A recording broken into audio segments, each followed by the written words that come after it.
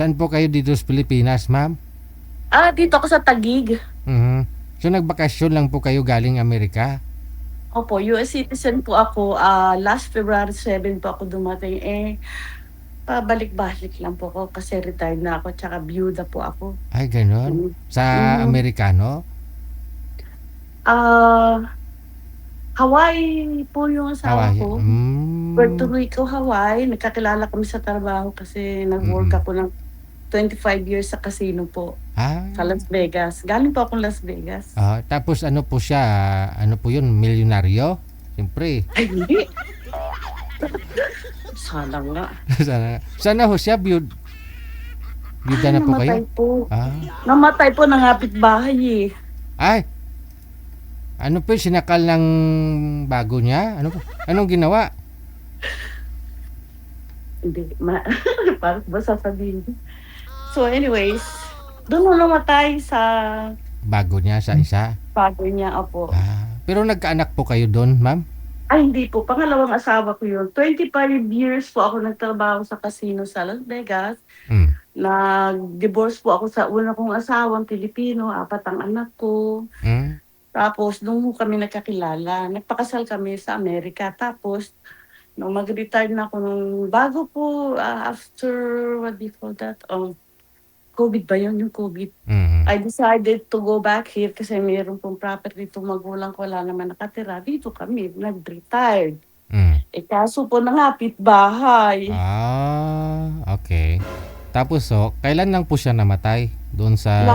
Last year lang po, dito namatay. Dito Ah, namatay sa Pilipinas. dyan po siya nangapit bahay?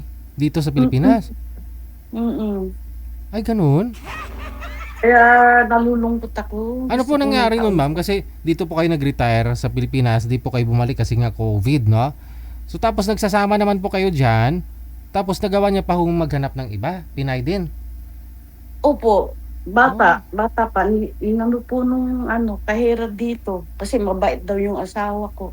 Ah, Nangyari, wala naman akong ginagawa. Basta pinauba... inabandon niya ka. Basta sinabi lang niya sa akin, I need space.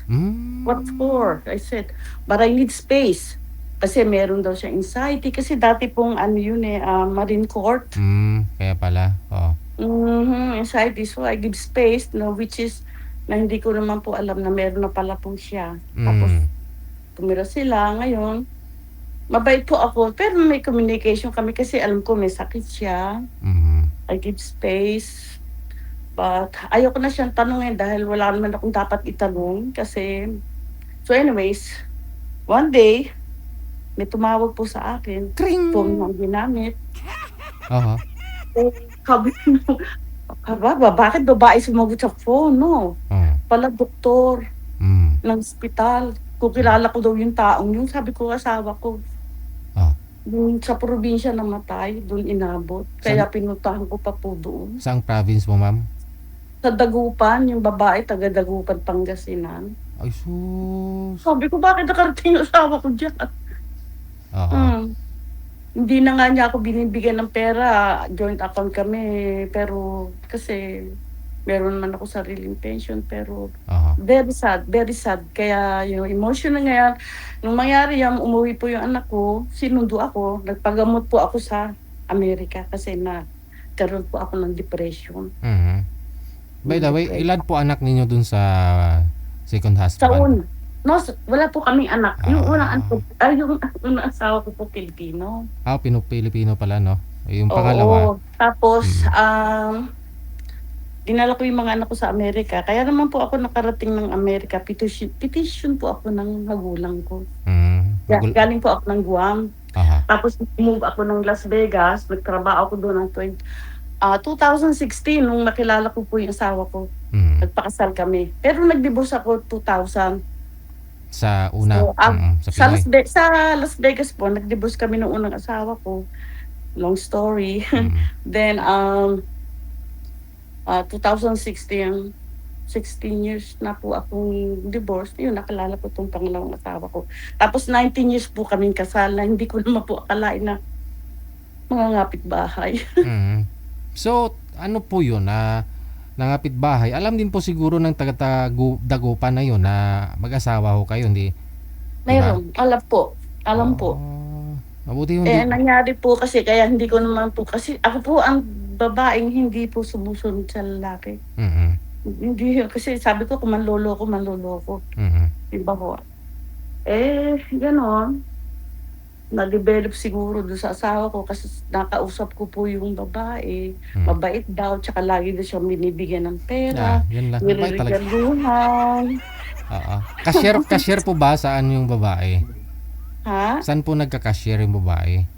Dito po malapit po sa amin dito sa Taguig. Taga-Taguig Ah, po. kaya nakita pala ng Tapos mister ang mo. nangyari po niyan, resign niya yung babae. "Don't worry, I'll take care of you." Tapos pumunta sila dun sa Dagupan. Pero nagkuha po ng tira po ang asawa ko dito sa Shangri-La 1 condominium sa Shaw Boulevard. Doon po siya. Doon ko po nalaman na nakatira sila kasi nung mamatay na po yung asawa ko, mag-meet kami nung kanyang bago, sinabi niya lahat ganun-ganun. Pero I just be patient at saka yung kalmado lang. Hindi ako nag-iskandalo kasi hindi po ako skandalosang tao.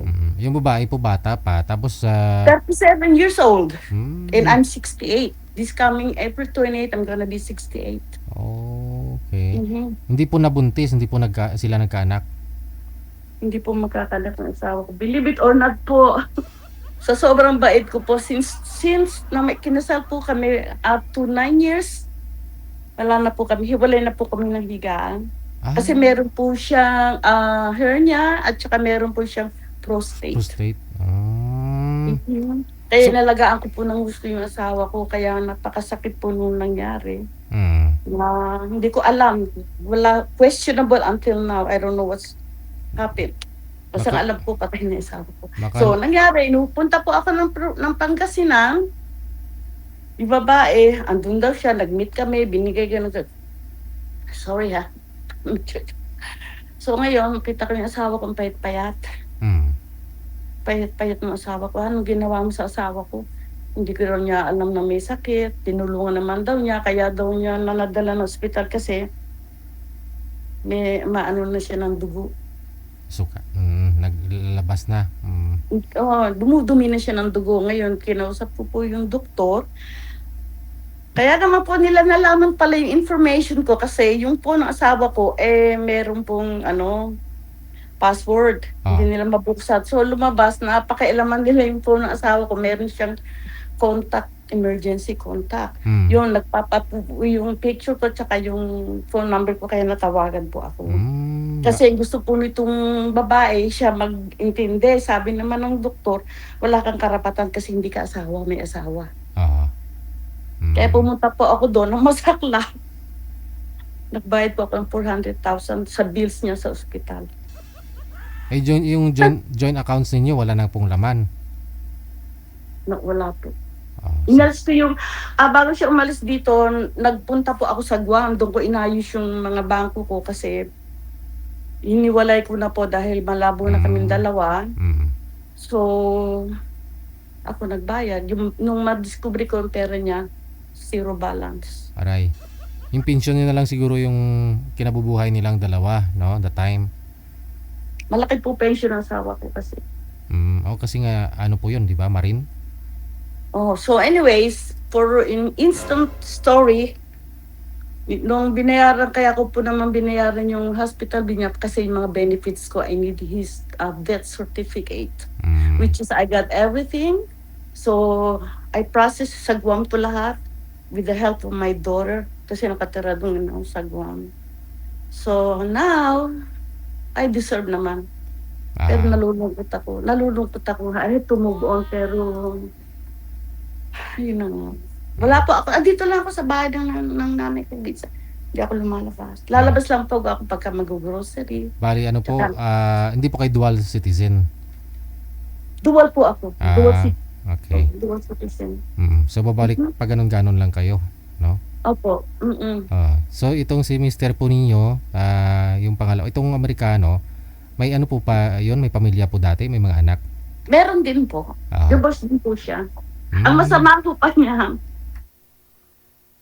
Marami po pala siyang hidden lies to me na hindi ko po alam na malalaman ko na lang po itong patay na 2 beses pala siya kinasal. Nung nagsasama po kami sa Amerika, kasal pa po pala siya. Tapos, kaya pala noong August, nag-divorce siya. September, nagpakasal kami. 2 months lang. Kasi wala po akong ginawa kundi nagtrabaho. Mm. Trabaho po ako ng trabaho. Tapos yung pera ko, nag-joint account kami. Hindi ko na chine-check. Basta sabi ko sa kanya, just pay all the bills. Mm. Magkaroon lang ako ng pang-grocery natin, panggas ko sa kotse ko, that's it. Then, when I find out, wala akong savings. Mm. He took all my money. Pero at least I don't care, it's only money, but hindi ko humatanggap. yung pensyon niya naman, nasayo naman po yung pensyon niya ngayon eh. Ay, oo.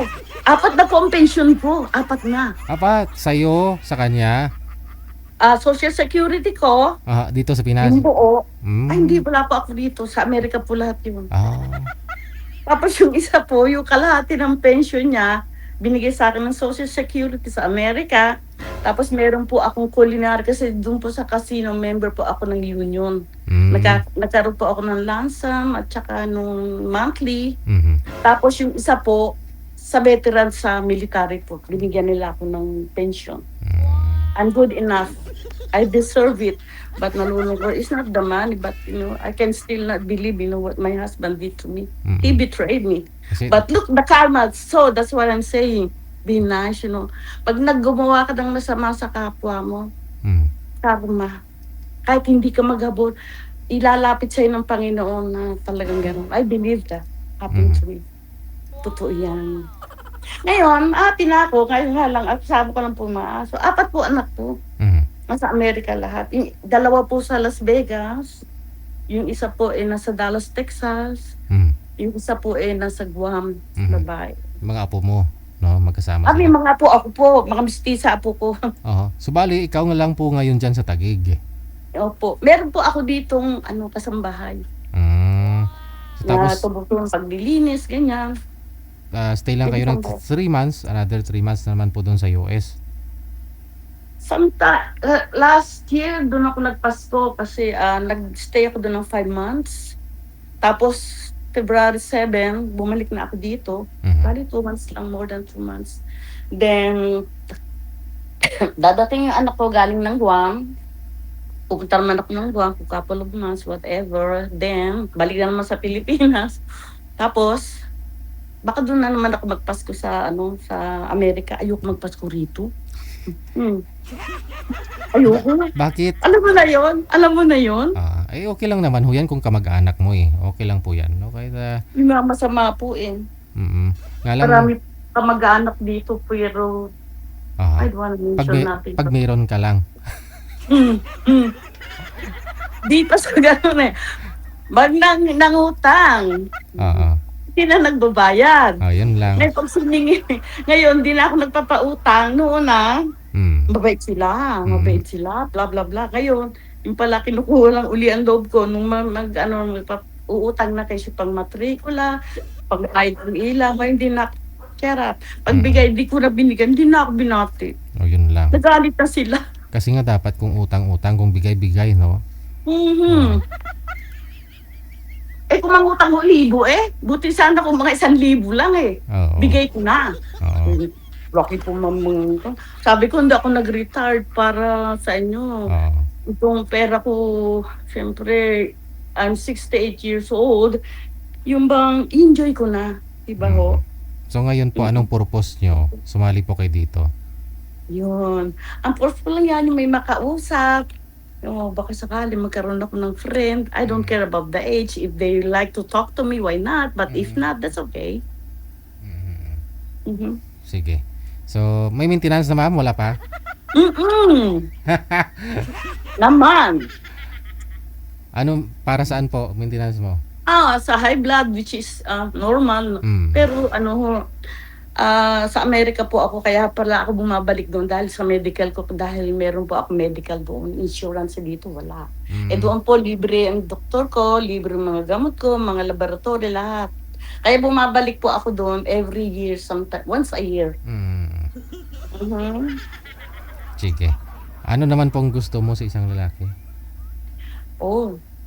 kung papalarin pa ako na magkagusto pa sa'kin 'no, ang number one gusto ko lang yung ano, um, ano ba sa Tagalog yung sasabihin ko? Ano ba? Ano ba sa Tagalog? Halos karamihan po yung ayaw na po nila ng may obligasyon, no? Companionship Mm, na lang yung companionship lang. mm, Pero sa totoo, ayoko magpakasal. Kasi 'pag nagpakasal ako mawawala lahat ng pensyon. benefits ko. Correct. You know what I'm saying? So mahirap po dalhin siguro kung hindi kasal, no? Pwede po yan siguro kung Oo. businessman, mas madali din po yun, no? Oo, hindi puwede naman kung gusto niya puwede naman akong tumira dito sa Pilipinas Aha. as long as I want dahil dual citizen naman ako. Aha. Pangalawa, talaga ako kahit may mga anak po ako, hindi ako sumasama sa mga anak. Very ano po ako, Mm. patawag dun, dependent sa sarili ko. Mm. Maski po ang mga anak ko professional, I never ask nothing from them. Mm. Sarili ko pong sikap. 25 years po ako nagtrabaho sa casino. Mm. Mga magaganda naman po trabaho ng anak ko. Sige. Mm. So hahanap Ayun, po tayo ng kung ano, may kung may magkagusto, why not? You never know, right? kung magkagusto, marami po ma'am kahit sa comment section ngayon, pero di po natin alam kung sila magustuhan mo. So yun po, Gano'n? yun po ang alamin natin, no? Hahanap po kami, manager. Baba niyo po muna ma'am, no, yung tawag. Tatawag po ako ulit. Alright.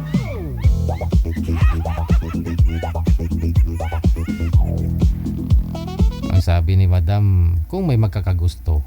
Siguro kung gusto, marami, na. Hindi rin po natin alam kung mahal ka niya. So, ikaw na po bahala na makiramdam.